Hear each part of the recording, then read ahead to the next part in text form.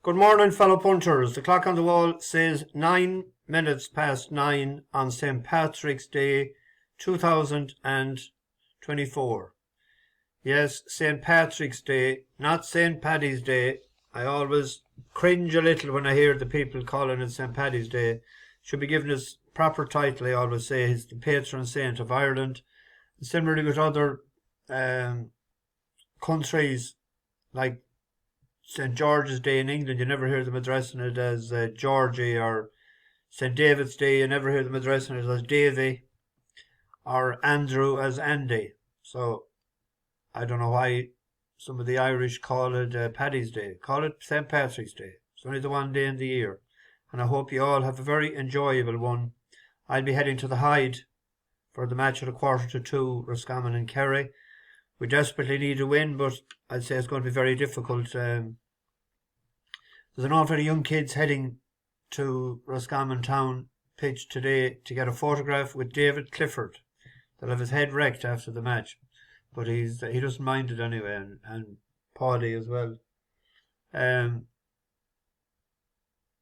I went to house party the other night after a chatterjee. Brought drink with me, but didn't have any. Had Irish coffees, had a few of them, and they were very tasty. And some birthday cake, and there were several songs sang by a good few singers in the house. Most notably, a grandniece who's learning the guitar, and she has a voice like an angel. She's absolutely tremendous. My first time hearing her singing. She was brilliant. So I was one of the first to leave it.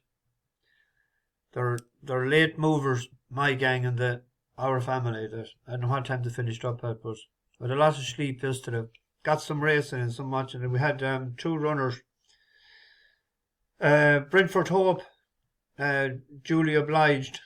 He was the nap of the day, and that's what he should have done the last time. The jockey, he bided his time behind Henderson's mare the last day and didn't give her as much respect probably as he should have. So he got the job done yesterday. And transmission, wasn't too busy on it. I thought it might run into a place, but the front runners, there was nothing coming back yesterday.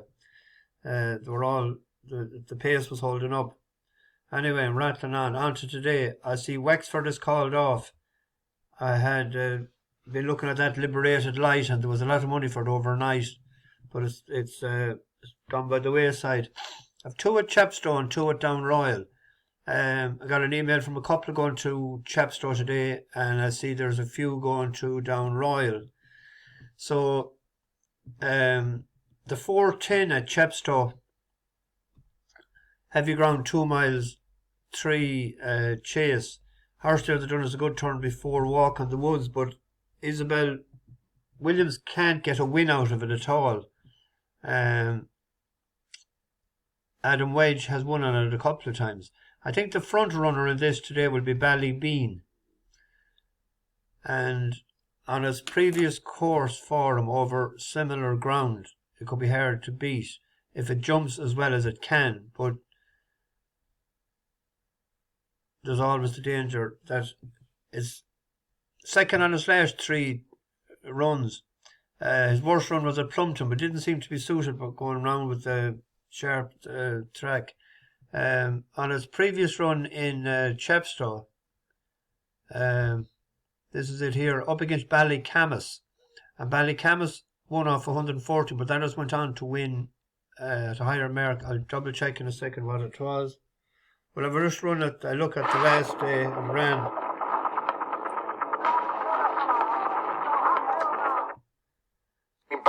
Ballycamus, Flagrant Deletier pitched on, landing unseated, struggling at the time. Coming on now towards the third last. 3 Ballys and a High Game Royal all in their pitching. Ballybeen, Ballycamus on the near side, coming up sides within a half length. Then Ballybeg, High Game Royal battling away on the far side. They've got a quarter mile to go. Still 2 left to jump. Ballybeen hanging tough in front, jumping well. Is jumping him, keeping in the race. High Game Royal was untidy. Ballycamus is still chasing.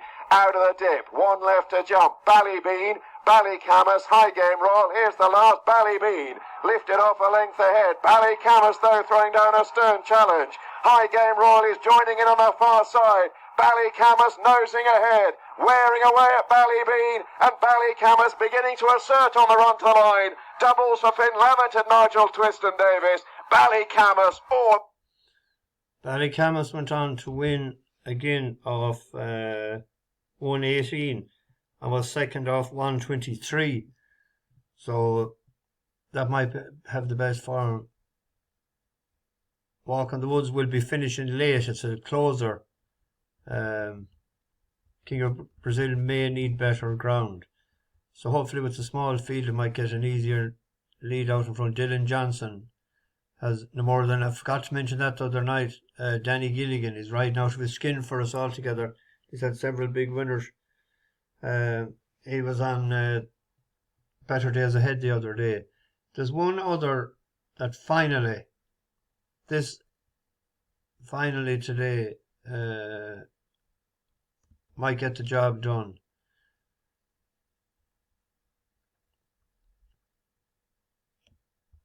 Imperial Alex. This is it today. It's gone up £8 for finishing second on 5 different occasions. And hopefully with Stan Steppard and Tom Lacey. We'll see how Tom is doing. Is he anyone? I don't think he had a winner in the last 14. Oh, he had 1 and 3. Yeah, they're not too bad. He's not on the coal list. So hopefully he can get the job done today. There's a great little race there at 3 o'clock. It's going to be the Mayor's Hurdle. But I don't know which one to back. We were on Blue Beach. But that Telly Tough Nut, that hosed up at 20 to 1 the last year. So I didn't get a chance this morning to look back at the race again. There's 2 at Chepstow, which is Imperial Alex, but Ballybeen will be the main one. On to Down Royal. There's soft, yielding to soft in places, so they didn't get the rain they got in Wexford or got around here, because you wouldn't be able to walk on the lawn this weather. If we go back a few months back when that Redstone ran first, I was very impressed with it. I said it had class written all over it. Gavin Cromwell going well. Keith Donoghue, winner at the festival. Oh, had I? But that was behind, that beat King of Kingsfield, Maiden Hurl. That was the day I was impressed with that.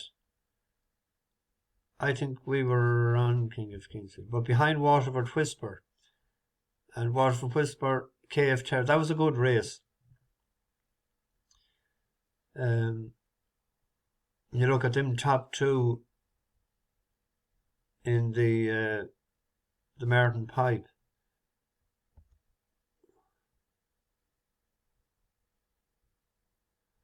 Redstone is 125 today. Waterford Whisper was £8 higher. That might be nicely handicapped as Cave Court has won a good few races, but that's coming back from... Did that run over fences the last day? It did, yeah. I don't like that angle. Coming back from fences. So that'll be the selection there. And then there's a handicap hurl. We're trying to get a second one as well. I think Alan McLaughlin and Gail are off today, and there's somebody else who sent me an email. The 252. Each way bet here is the top weight. Golden, oh, there's money for it. Well, it's Golden Nugget. The double red M, that means a market mover. Jack Kennedy and Gordon Elliott. This could be in light of 95.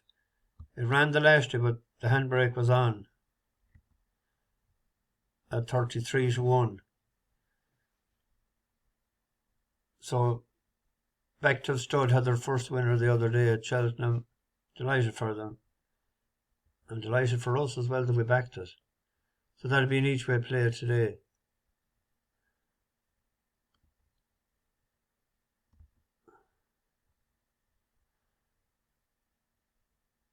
a lot of money for faulty. He's remember we backed him the first time out in the bumper St. Stephen's Day or Boxing Day the year before last, and it was third, which was traded 1 to 10 and running. Or Tilly Toughnut on the slide, 9 to 4 out to 11 to 2. Stockdale on this, so our two horses that we're gone against them. That's a plus for us. Huntington.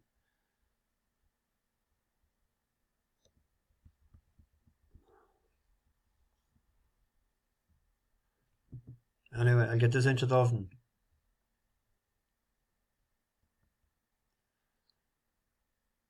Where am I hiding here? If I don't get a video done tonight, because I have a funeral to go to this evening, I might get a few pints then. I'll stick up a couple for tomorrow, because there's a couple of tracker horses running. That's the start of the flat. Just like to say thanks for everybody for tuning in and leaving such nice messages during the week. It's greatly appreciated. And we had a video on the first day of Cheltenham that had the first time ever we had over 10,000 views. So that's a milestone that we will remember. And there was